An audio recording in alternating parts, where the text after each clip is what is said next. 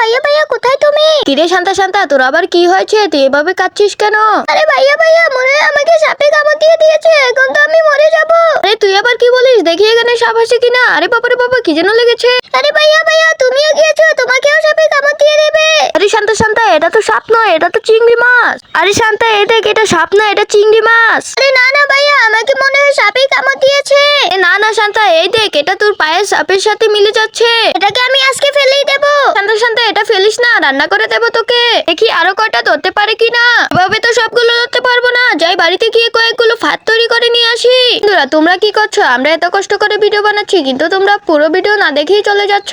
আমাদের চ্যানেলে যারা নতুন আছো তারা তাড়াতাড়ি চ্যানেলটিকে সাবস্ক্রাইব করে দাও। এখনো যারা লাইক করো নাই তাড়াতাড়ি ভিডিওতে লাইক করে দাও। এখন সবগুলো ফাঁদ এই পুকুরে পেতে দেবো। সবগুলো ফাঁদ পাতা হয়ে গিয়েছে, এখন তাড়াতাড়ি বাড়িতে চলে যাই। ওয়া ভাইয়া অনেকগুলো মাছ ধরা পড়েছে।